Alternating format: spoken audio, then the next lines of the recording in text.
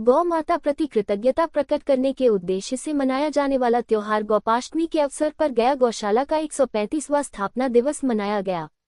उक्त अवसर पर मुख्य अतिथि आयुक्त के सचिव सुभाष कुमार, अनूप केडिया, उषा देवी डालमिया ने संयुक्त रूप से दीप प्रज्वलित कर कार्यक्रम का शुभारंभ किया। इस मौके सचिव मुकेश खंडेलवाल ने बीते वर्ष की उपलब्धियों को और आने वाले साल के लिए बजट पेश किया। उन्होंने कहा कि पशुपालन विभाग और नगर निगम के गया गौशाला का लाखों रुपए बकाया है, जिसका भुगतान अभी तक नहीं किया गया। इस मौके गया शहर कई लोग मौजूद रहे।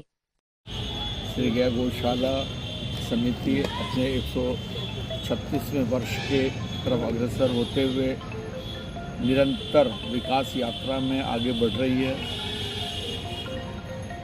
ये अभूतपूर्व घटना है गौशाला के लिए कि कोई भी कुछ भी नहीं करता है और गौ माता स्वतः अपने सभी कार्यों को संपादित करवा लेती है। न दानम न तपोनिज्या न शोचम न वर्तानी च प्रीतिये मिलिए भक्त्या हरिनंद वंदना। न दान से, न तप से, न शोच इत्यादि, न व्रत इत्यादियों से प्रेम से जो हरि कर्म करे। गौ माता मूक जानवर है, गौ माता है। अगर माता के रूप में अगर हम लोग उसको बोलते हैं तो आज से अच्छा और पवित्र दिवस कुछ नहीं हो सकता कि आज से हम ये सबक सीखें कि गौ माता की शरण में आए। वो जाती है, खाती है तृण और देती है अमृत।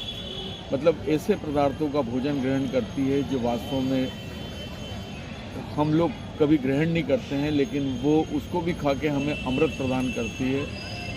तो ये एक सुखमय अनुभूति होना चाहिए आज के इस युग के अंदर कि जहाँ पे गौ माताओं का कत्ल हो रहा है, हम उसको किस तरह से बचाने का प्रयास करें।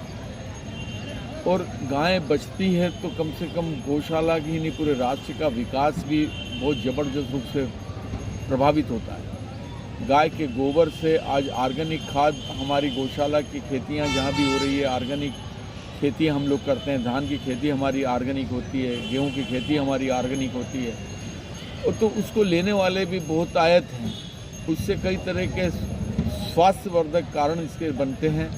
और मैं इस पूरे कार्यक्रम के अंदर हमारे जो दानदाता हैं उसका बहुत बहुत आभार व्यक्त करता हूँ। मेरे 15 साल के पीरियड में मैंने कम से कम 100 एकड़ ज़मीन गौशाला की निकाली है, सैकड़ों आदमियों पे केस करके। और इसके लिए मेरे को प्रशासन का भी बहुत ज़बरदस्त रूप से सहयोग मिला है।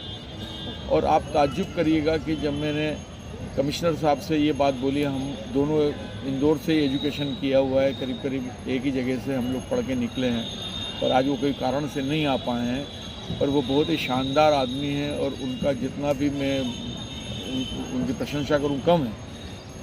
सबसे बड़ी चीज़ ये हुई कि अभी रिसेंट में उन्होंने 17 एकड़ ज़मीन जो हमारी गौशाला की परवाने दूसरे नाम से बांट दिए गए थे, बंदर बांट कर दिए गए थे, उसको बिल्कुल न्यायोचित कारणों से वापस से गौशाला को प्रदान करी है।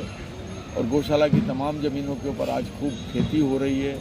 श्री प्रेम कुमार जी के माध्यम से मनरेगा के द्वारा हमारे यहाँ 20,000 पौधे रामडी गौसदन पे लग रहे हैं। वहाँ 5 चापा बोरिंग तैयार हो रही है। और सुशीला देवी डालमिया के माध्यम से हमें ट्रैक्टर मिला है।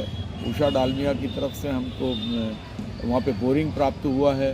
और 20 लाख रुपया माननीय प्रेम कुमार जी ने हमें प्रदान किया था।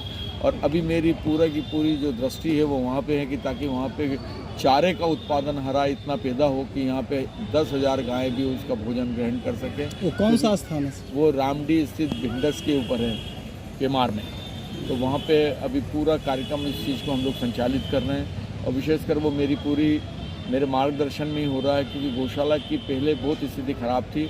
आज जिस स्थिति को आप देख रहे हैं इसमें गौमाता की भूमिका ज़्यादा मैं मानता हूँ, क्योंकि आदमी मेरे नहीं रहने पे पहले भी गौशाला थी, मेरे जाने के बाद भी गौशाला रहेगी। इसलिए गीता के श्लोक के साथ कि मय्येव मन आदत सव मयि बुद्धिम निवेश्य निविश्यस्य मय्येव अथ उद्धर्मन संशय। मुझ में ही मन लगा लीजिए, मेरे ही अधीन हो जाइए।